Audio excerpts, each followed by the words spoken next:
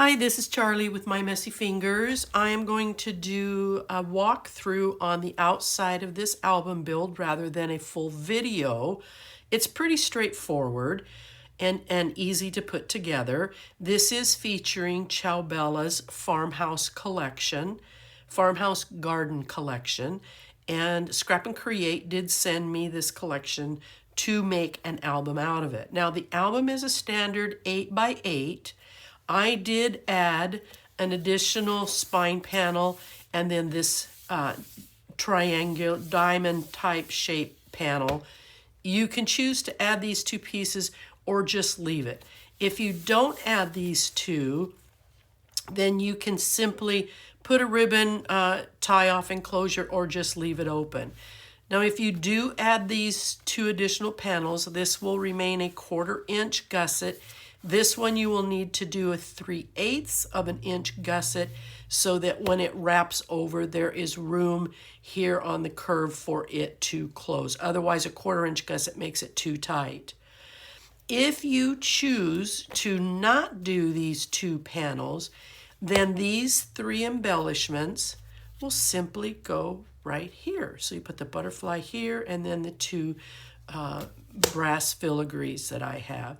The kitten with the angle of the eye looked like it's looking at something, so that's why I put the butterfly there. But it can easily be accented here. Now, I did use the paper from a 12x12 pad. I used paper from the 8x8 pad as well as the 6x6 cut-apart pad.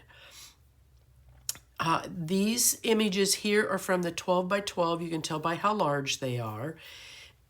So I fussy cut the kitten and the dog. And then from the 6x6 cutout pad, I did cut this out. I used a die cut machine so I could have a nice round circle and then backed it with yellow cardstock. The first thing I did after making the album was put yellow cardstock all the way around the album. I wanted the paper to stand out, and I thought a yellow pulling in from the sunflowers would be a great color to keep it bright. So that's why I rounded this out in yellow. I fussy cut out the butterfly. This is from one of the cut-aparts, I do believe out of the 12x12 pad. This is out of one of the 8x8 pads, and I just backed it on brown cardstock. I fussy cut out the sunflower and tucked it in behind. These brass pieces came with the collection from Scrap and Create. They send me these little cute baggies, and I understand that they'll send them to you as well. And then these sunflowers came from my personal stash. I wanted a little bit of additional height. Now, I did mount this a little bit on some foam pop-ups so that it would give a little bit of dimension. And then I cut this out of the 8x8. So it's just a matter of layering everything on the front, cutting your paper so that it is accented by the yellow cardstock. And then on the side, I still used the 12x12 wood panel.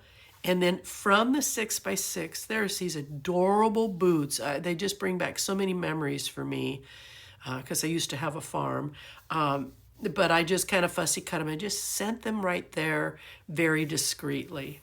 And then on the back, I used, I do believe this is an 8x8.